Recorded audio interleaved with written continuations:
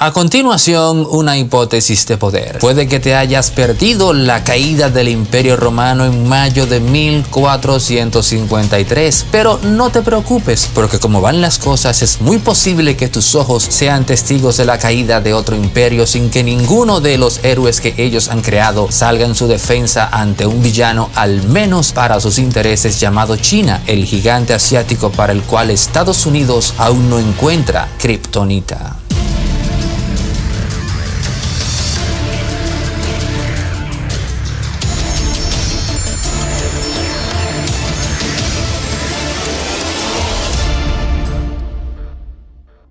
China está dando los pasos correctos en todos los ámbitos geopolíticos, presencia en países olvidados y pobres, fortaleciendo lazos, haciendo acuerdos, colocando su moneda a competir con el dólar, pues caramba, para eso crearon el petroyuan y hasta una representación digital tienen del mismo, tal como nos comentara recientemente Gabriel Bulgakov en Top de Impacto. China tiene una economía a simple vista más dinámica y pujante que Estados Unidos. Luce una arquitectura urbana que refleja una metrópolis del siglo XXI en contraste con muchas ciudades norteamericanas que lucen atrapadas en la década de los 80 del siglo pasado. Si nos vamos al aspecto militar, el mismo Pentágono ha confirmado que tras mucho confiarse en no ver ni pronosticar un enemigo a la altura de Estados Unidos, este ha dejado que muchas de sus plataformas armamentísticas caigan presas de la obsolescencia. Cuando sacamos cálculo de todo esto, es muy posible que si se tratara de una apuesta, colocarías todo tu dinero a China. Pero un momento,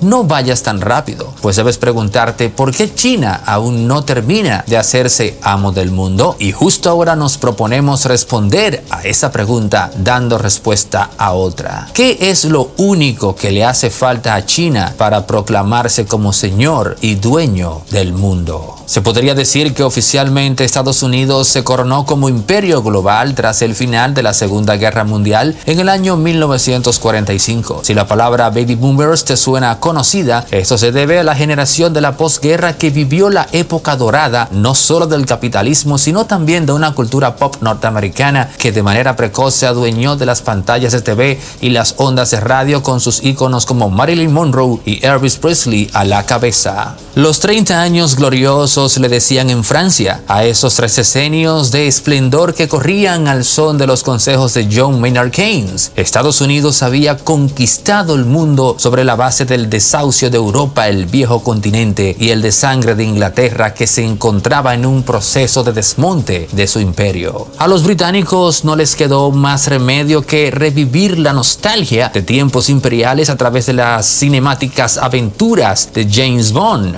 Norteamérica se dirigía firme y erguida como la novedad, pero no fueron solo sus dólares a través del Plan Marshall lo que le reafirmó como el nuevo amo del mundo. Te daré 5 segundos para que te respondas a ti mismo antes de darte la respuesta.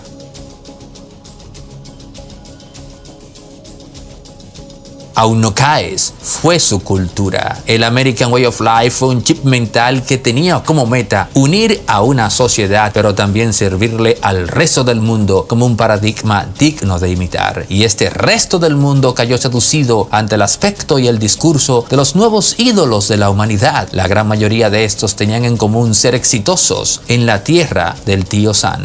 Estados Unidos había aprendido de Roma y el cristianismo que solo se es imperio cuando se conquista la mente de las personas, y para ello no hay mejor arma que un mito bien narrado. Y qué mejor medio para llevar ese relato que la pantalla grande o chica. No importaba si el requisito no era otro más que denostar a la Unión Soviética, al mismo tiempo que se hacía una hagiografía de los valores norteamericanos. Para muchos, afirmar que el cine y la cultura del ocio y el entretenimiento tiene un papel sociopolítico podría sonarles un poco a teoría de conspiración. Bueno, lo cierto es que las pruebas de que el gobierno norteamericano ha estado interviniendo en el cine están a la vista de todos en las bibliotecas presidenciales de Harry Truman y Dwight Eisenhower. En 1951, Harry Truman puso a través de un documento secreto en marcha el Psychological Strategy Board, una oficina independiente para llevar la guerra psicológica contra la Unión Soviética. Este organismo fue aprobado el 4 de julio de 1951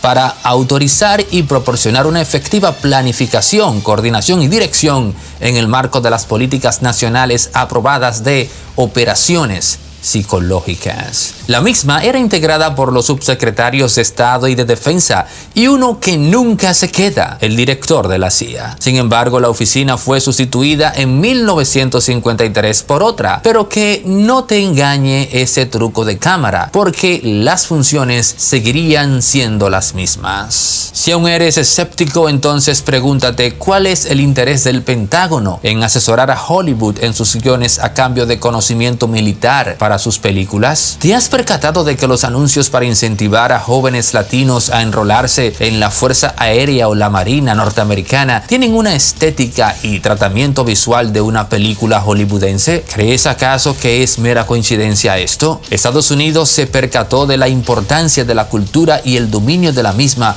para robustecer su imagen de imperio y que dicho rol hegemónico sea asimilado por todos nosotros cual si fuese un cuento de hadas. Dicha realidad. El mundo artístico norteamericano de la Guerra Fría no estuvo exento de la polémica política. El historiador británico Paul Johnson, en sus célebre Tiempos Modernos, admite que Walt Disney trabajó para la CIA delatando colegas con inclinaciones comunistas en la industria del entretenimiento, una especie de cacería de brujas al estilo del senador republicano Joseph McCarthy.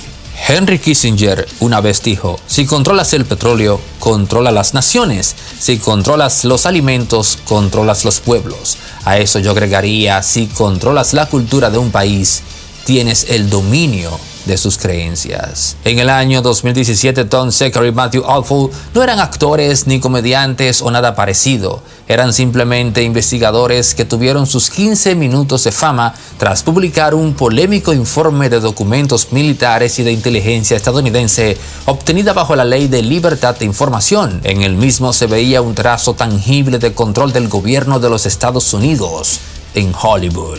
El libro, publicado bajo el título Seguridad Nacional del Cine, la perturbadora nueva evidencia del control gubernamental en Hollywood, de Secker y Alford, describe a un gobierno que censura y manipula guiones en estricta correspondencia con los objetivos de la estrategia de seguridad y defensa de los Estados Unidos. Cualquier parecido con Cuba, China, Corea del Norte o Rusia no es mera coincidencia. Estados Unidos siempre ha tenido claro qué tan importante es la cultura para los imperios, pero no está solo en esa visión, pues China también lo tiene bien definido. Y es precisamente ese el factor que le falta a China para convertirse en amo del mundo. El gigante asiático tiene la población, la tecnología, la pujanza económica y el aparato militar para imponerse al resto del mundo, pero aquello de lo que adolece es su mayor barrera, la cultura. Pero ¿se quedará China de brazos cruzados y no cambiará esa realidad?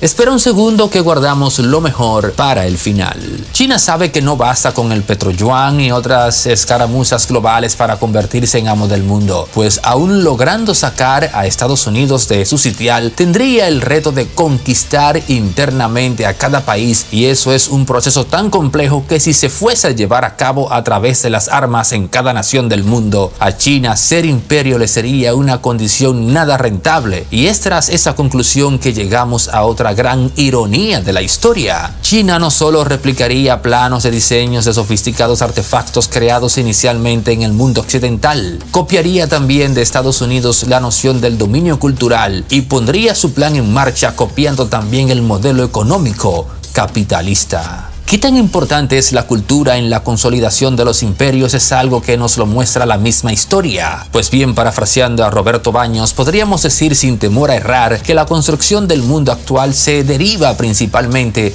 de la necesidad del ser humano de influir y de transmitir su cultura al resto.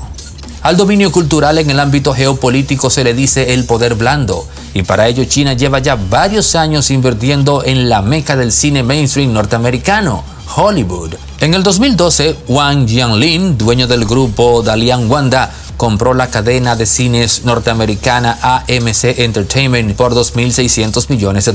Ese mismo grupo en el año 2016 volvería a calentar la billetera para desembolsar $3.500 millones por el estudio Legendary Pictures. Pero esto va muy de la mano con lo económico, pues según la consultora PricewaterhouseCoopers, en el año 2019 las recaudaciones de taquilla en China superarían a Estados Unidos con unos $8.900 millones. Alibaba, el gigante del e-commerce en China, es ya uno de los principales inversores de la Paramount Pictures, pero este tipo de inversiones no quedan solo en el rango de las casas productoras de viejo cuño, pues otra empresa china, como lo es la Hunan TV, cerró su propio acuerdo para inyectar millones de dólares a Lionsgate. Pero el listado sigue. La empresa fílmica china Perfect World Pictures invierte en Universal. Y es que China sabe que por más que nos quejemos de la falta de frescura en las historias del cine hollywoodense, aún estas conservan su capacidad para evocar empatía hacia la cultura de los Estados Unidos. Pero además, para contar con dominio cultural se necesita una estructura que funcione como propagador de ideas y el conocimiento para provocar que éstas sean aceptadas. En pocas palabras, Hollywood tiene la experiencia en marketing y distribución mundial que China necesita para expandir su visión de las cosas al resto del mundo. Y es que como el gigante asiático tiene claro que antes que el capital está la hegemonía de las ideas, no tiene reparos en mandar a sus empresas a invertir miles de millones de dólares en las principales empresas productoras de contenido de Norteamérica. No sé si a esas alturas te estás percatando de cómo se invierten los roles en la trama del tablero geopolítico. Decenas de corporaciones estadounidenses se mudan a China en busca de mano de obra barata sin que esto sea necesariamente bien visto por el gobierno y la población de su país. Mientras del otro lado, el país receptor de esos gigantes del capitalismo ve con buenos ojos que sus corporaciones nativas exporten capital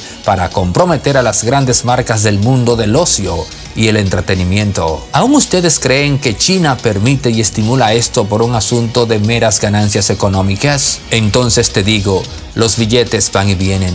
Los mercados son volátiles y en fracción de segundos se desintegran ceros en las cuentas bancarias, reduciendo fortunas a poco más que nada. Pero allí donde la riqueza perece, las ideas se mantienen en pie y entre ellas ninguna brinda más poder que la de asimilar a una nación como imperio. Y esto no se logra a través de las armas, sino de la cultura. Estos son insólitos tiempos. De repente China tiene el balón en sus manos, pues la crisis sanitaria desatada por el leviatán del COVID-19 ha hecho que de repente el resto del mundo comienza a funcionar como China. Es decir, un estado protector que regula las empresas que brindan los insumos para proteger a la gente del virus que anda por doquier. Pero también los ciudadanos de todo el mundo ambulan por las calles con mascarillas, tal como desde lejos veíamos que en China lo hacen sus ciudadanos desde mucho antes de verse vistos amenazados por una pandemia. El COVID-19 ha hecho que los estados de Occidente se empoderen y sometan al individuo a un punto tal que hoy vemos a un país meca y bastión de la libertad individual, tal cual lo es Inglaterra, promover una ley que prohíbe a las personas tener sexo fuera de su casa y con otra persona que no sea su pareja. El pretexto es evitar la propagación del COVID-19. Otro ejemplo de estado empoderado frente a una empresa al estilo de como lo haría China, lo tenemos en el caso de Francia, país que ha tenido que decirle a su laboratorio privado Sanofi que es inaceptable que éste pretenda darle prioridad a Estados Unidos en caso de descubrir primero una vacuna contra el COVID-19.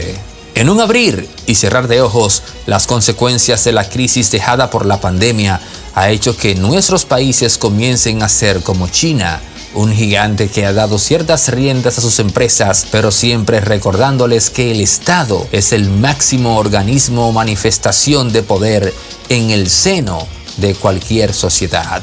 Este giro sirve perfectamente a los planes de China, pues le ha hecho ver a las malas a sociedades de cultura individualistas no muy amantes de la intromisión del Estado que al final del día es más que necesario, indispensable. En un giro de planes, no ha sido un relato de la pantalla grande bien estructurado el que nos ha hecho caer en los brazos de la visión china de las cosas, sino más bien una realidad cotidiana exportada casualmente desde China. ¿Es esto coincidencia o más bien parte de una trama más compleja, donde las víctimas son actores que desconocen las líneas reales de un guión en el cual se invierten los roles? Pues ahora nos toca seguir nuestras vidas cotidianas, no en las calles, sino más bien a través de las pantallas.